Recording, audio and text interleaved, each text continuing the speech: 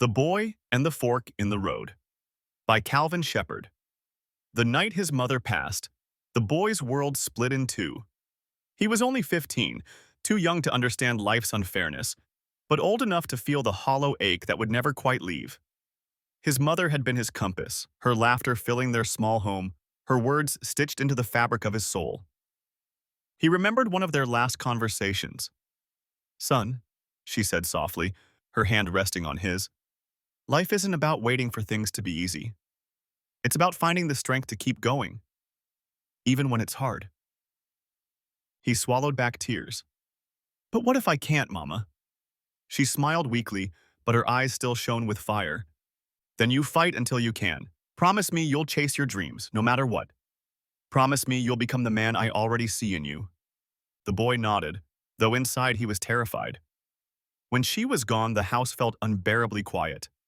Grief pressed on him like a weight he couldn't shake. He sat in his room, staring at the ceiling, whispering to himself, "Maybe I should just give up. What's the point without her?" And that's when, in his heart, he found himself standing at a fork in the road. Two paths stretched before him, two possible futures, two versions of the man he could become. Path 1, the road of purpose. He chose to rise.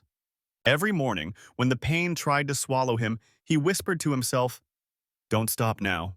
You're made for more." He didn't always believe it, but he repeated it until one day he did. He began sketching designs, hearing his mother's voice in the back of his mind. "Your ideas matter, baby. Put them out into the world." At first, no one took him seriously. He sold shirts out of a backpack. Kids laughed. Some said, "Who'd wear that?" But he would look in the mirror and remind himself, one day people will. Years passed. The clothing brand grew. And every time he wanted to quit, he imagined his mother watching him, smiling proudly. When he made his first profit big enough to invest in real estate, he hesitated. The deal seemed risky. Fear crept in. "What if I fail?" he muttered to himself. But then he heard her again, almost like she was right there. "What if you fly?" So he signed the papers, and that was the start of an empire. From one property to many, from one business to several, the boy became a man. The man became a mogul. And through it all, he carried his mother's voice not as a ghost of loss, but as a guide toward legacy.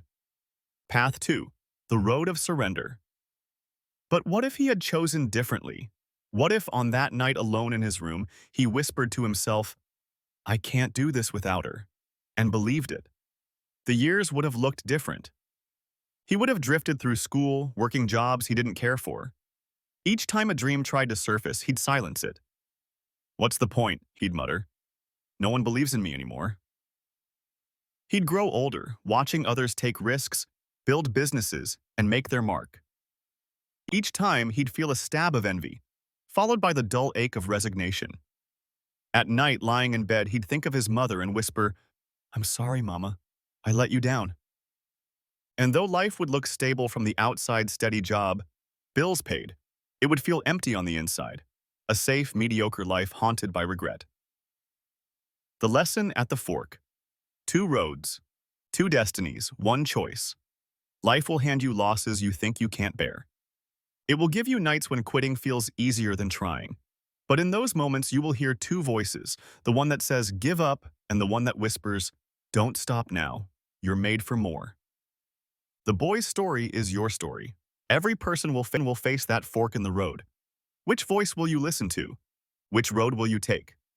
Moral: grief and pain will visit us all. But loss can either bury your dreams or build your destiny.